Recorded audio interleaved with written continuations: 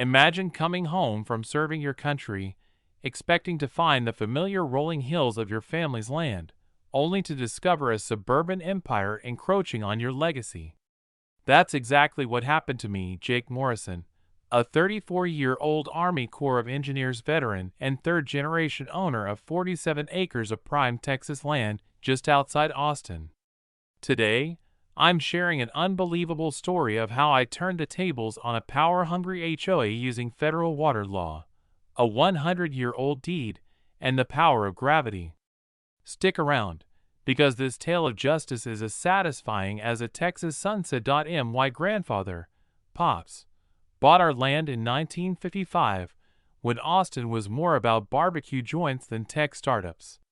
He was a man who cherished the land and its people, building a small earth dam in 1978 to manage rainwater for cattle and support downstream neighbors during dry spells. Designed with help from the Army Corps, that dam was a lifeline for the community. Pops always said our back 40 acres would be worth something special, but to me, it was home, where I carved my initials in an oak tree and learned to hunt under wide Texas skies. I served 2 tours in Afghanistan, specializing in water management and infrastructure. Out there, you learn how precious water is and how fiercely people fight for it. While I was overseas, Pops passed away, and the property went into a trust managed by my sister, Sarah, who lives in California. She hired Lone Star Land Services to handle taxes and upkeep, but she didn't notice the tax assessments creeping up, a costly oversight. Enter Margaret Maggie Thornwell, the polished president of Willowbrook Estates HOA. At 52, Maggie's the kind of person who pairs tennis outfits with a white BMW X7 and a smile that hides her true intentions. Married to City Councilman Rick Thornwell, she's mastered the art of getting her way. Her reputation for neighborhood beautification is just a fancy way of saying she pushes out anyone who doesn't fit her vision of suburban perfection.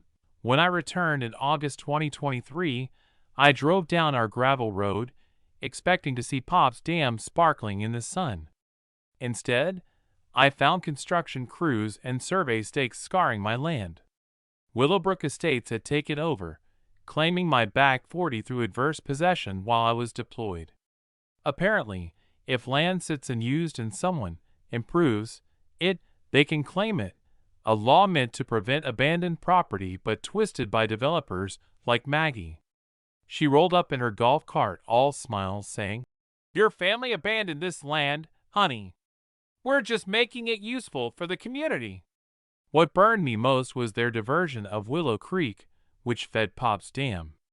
The water level was dropping daily, undoing 45 years of careful management that had sustained our neighbors. Maggie's parting words, "You should have stayed closer to home, soldier," lit a fire in me. This wasn't just about land.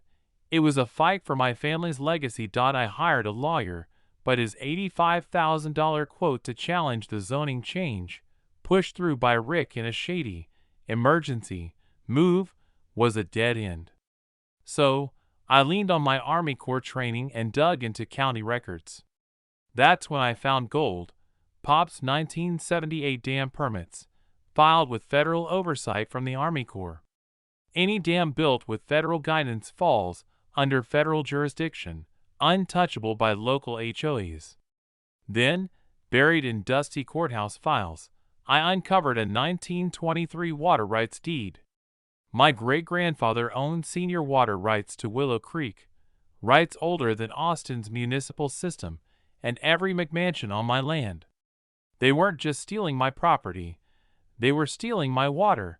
Maggie played dirty, staging an HOA meeting about my dangerous dam, complete with a news crew she tipped off. She cried about children's safety on TV, claiming the dam could burst. But it had passed its latest inspection with flying colors. She posted on Nextdoor, hinting at an unstable individual causing trouble, me. Meanwhile, her crews worked double shifts to finish houses before I could get an injunction. Each night, I watched the dam's water level drop, Tasting dust and fury. I called my Army buddy Tony Riggs, now with the EPA's Enforcement Division. He confirmed that diverting a natural waterway without federal permits violates the Clean Water Act, with fines starting at $50,000 per day. I documented everything: trail cameras, timestamp photos, flow measurements showing 1,200 gallons of water stolen daily, $47,000 a year in agricultural value. Maggie's HOA was turning Pop's Dam into a decorative pond for their luxury homes. Then came the harassment. Maggie's Neighborhood Safety Patrol parked at my entrance, snapping photos of visitors and reporting suspicious activity. They hit me with citations, loud music, unsightly farmhouse, septic system complaints, all nonsense, but costly. Rick even ordered a wellness check through Veteran Services, painting me as a troubled vet. A regulatory SWAT team, building inspector, fire marshal, health department, showed up, piling on violations.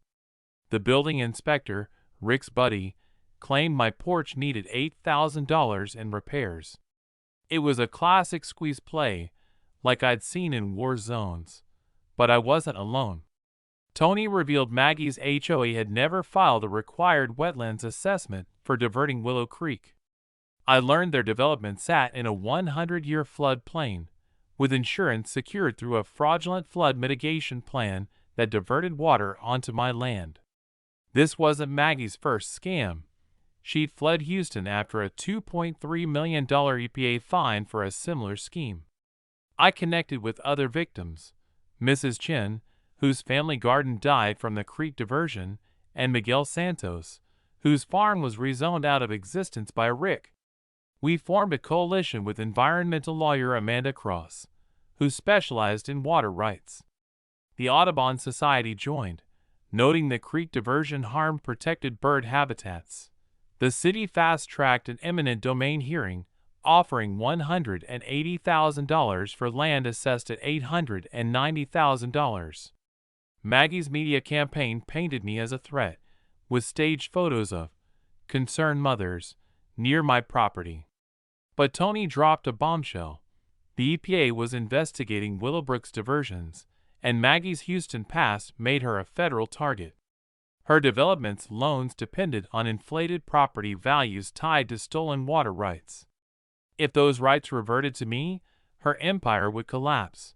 During a midnight inspection, I found Pop's Dam had an emergency spillway with hydraulic gates, and used since 1982, but fully functional. With 3.1 million gallons stored and 2.8 million needed to restore Willow Creek's natural flow, the math was perfect. As storm clouds gathered, I saw my chance. At the eminent domain hearing, I slid the 1923 water rights deed across the table. The room went silent. I explained the federal jurisdiction, the Clean Water Act violations, and the fraudulent insurance scheme. Maggie's face drained of color as I described the spillway gates. The next day, with federal inspectors and media present, I opened the gates. Water roared through, restoring Willow Creek's path and flooding the McMansion Foundation's downstream. The HOA's permits were voided, construction halted, and Maggie faced EPA fines. Her development's value tanked, and the banks called in their loans. My land? Safe, with its water rights intact. Today, I'm rebuilding Pop's legacy, working with neighbors to restore the creek's ecosystem. Maggie's golf cart is gone, and Willowbrook Estates is a cautionary tale. If you're fighting your own HOA battle, drop a comment. I'd love to hear your story. This is Jake Morrison, signing off with a reminder: never underestimate a Texan with a deed and a dam. Word count: 1,000.